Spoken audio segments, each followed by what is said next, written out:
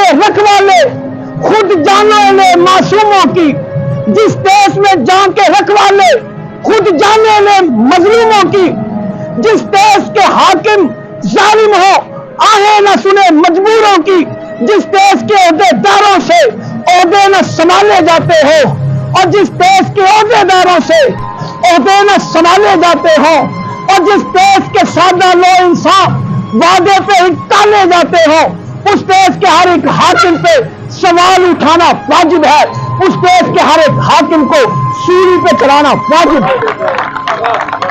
ظالموں،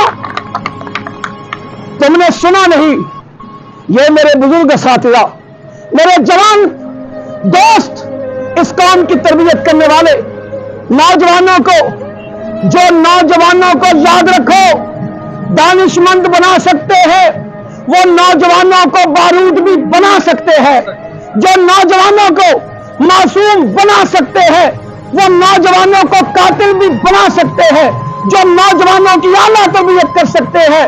اگر وہ بگڑ جائے، یہی نوجوان ان کا ہاتھ ہوگا، تمہارا گریبان ہوگا انشاءاللہ۔ تمہیں شرم نہیں آتی؟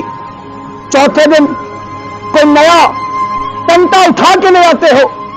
ہم نے تو اس حاکم کا نام سنا ہے کہ جس کے بیٹوں کے نام امین اور مامون الرشید تھے، ہارون الرشید۔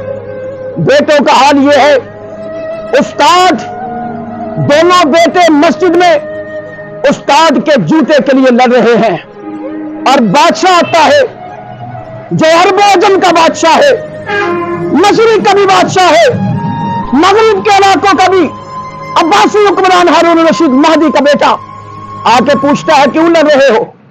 کہتے ہیں ابا جان، یہ کہتا ہے استاد کا جوتا میں نے اٹھانا ہے، میں کہتا ہوں میں نے اٹھانا ہے، اور آفرین ہے اس حاکم پہ، آفرین ہے اس سلطان پہ جس نے یہ نہیں کہا یہ ماسٹر ہوتے ہوئے، یہ پروفیسر مسجد میں بادشاہوں کے پاس کیا کر رہا ہے، جاؤ اس کو جیل کے اندر دھک دو، جاؤ اس کو پابند سلاسل کر دو۔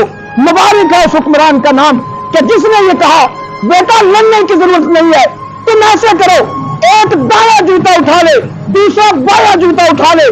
میں قربان اس حکمران پر جس نے استاد کے وقار کو داغدار ہونے نہیں دیا، اپنی شاہی کو اس نے فقیروں کے قدموں میں رکھ۔ ہم فقیروں سے دوستی کر لو، گل سکھا دیں گے بادشاہی۔ ہم فقیروں سے دوستی کر لو، گل سکھا دیں گے بادشاہی کے۔ ہم نے تو علامہ اقبال کو دیکھا ہے کہ جنہوں نے اپنے استاد کی عظمت کے جھنڈے کو، اس کے علم کو اس طرح سربلند کیا تھا۔ ہم دیکھتے ہیں کہ علامہ اقبال ایک دکان پہ کھڑے ہیں۔ دوستوں سے گزارش ذرا توجہ کیجیے، میں تھوڑا منظر کا نقشہ کھینچنے لگا ہوں۔ اقبال دکان پہ بیٹھے کھڑے ہیں، دکان کے تھڑے کے اوپر ان کا جو پاؤں ہے اس میں جوتا نہیں، اور جو پاؤں ان کا نیچے ہے اس میں جوتا ہے۔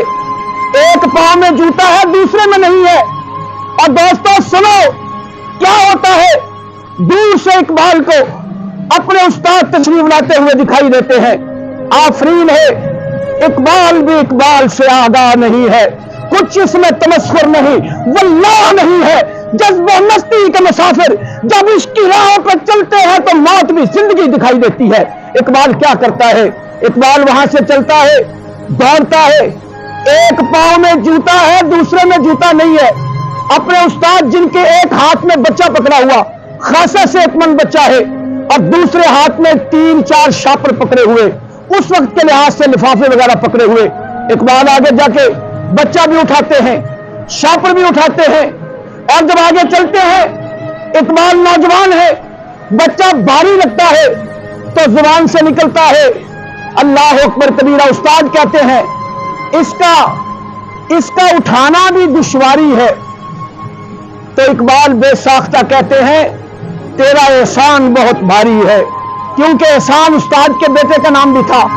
اور یہ اقبال نے ساری دنیا کے بڑے فلاسفوں میں سے ایک اقبال کہ جس کے فلسفے پہ پاکستان کی امانت کھڑی ہے، اور جو مصور پاکستان کہلاتا ہے، حکیم الامت کہلاتا ہے، شاعر مشرق کہلاتا ہے، اور جس کو مشرق سے لے کر مغرب تک سلام کرتے ہیں، اپنے استاد کی عظمت کا جھنڈا اس طرح بلند کرتا ہے کہ کائنات کے سامنے اپنی عظمت کا جھنڈا بھی اٹھا لیتا۔ اور یہ معاملے سچی بات یہ ہے کہ اس طرح ہمیں ایک شہنشاہ نے دولت کا سہارا لے کر ہم غریبوں کی محبت کا اڑایا ہے مذاق، اور میری غربت نے اڑایا ہے میرے فن کا مذاق۔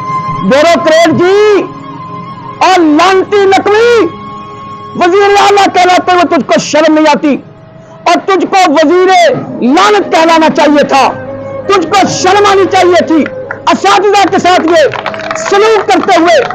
کاش تیری زندگی کا فیصلہ کسی استاد کو سونپ دیا جائے اور وہ اپنی عظمت کا وہ سہارا لے کر اپنی عظمت سے انصاف کرتے ہوئے تجھ کو رہا کرنے کا حکم دے، تو تجھ کو پتا چلے کہ استاد کتنا عظیم ہوتا ہے۔ استاد کے عظیم ہونے میں شک نہیں ہے۔ اس قوم کو بنایا اور اس قوم کو لیڈرز دیے، عبد القدیر خان دیا، اس قوم کو بڑے بڑے دانشور دیے، شاعر دیے، ادیب دیے، علماء کرام دیے، اساتذہ کرام دیے، اہل قلم دیے، سپاہی دیے۔ اس قوم کے ہر شعبے کو استاد نے اپنی عظمتوں سے بھر دیا، استاد نے اپنی کوششوں سے منور کر دیا، اور تم اس کا صلہ یہ دے رہے ہو۔ وہ استاد جو کہتا ہے نہ ستائش کی تمنا نہ سنے کی پرواہ، تم اس استاد کو یہ کہتے ہو کہ تو مجھ سے اپنا حق مانگتا ہے، جا، میں تجھ کو حق نہیں دوں گا، تیرے ہاتھوں میں ہتھکڑی پہنا دوں گا، تجھ کو زنجیروں میں جکڑ دوں گا، قید خانے میں محبوس کر دوں گا، پھانسی پر چڑھا دوں گا، تاکہ دنیا دیکھے کہ پاکستان میں حکمرانوں سے حقوق مانگنے کا کیا انجام ہوتا ہے۔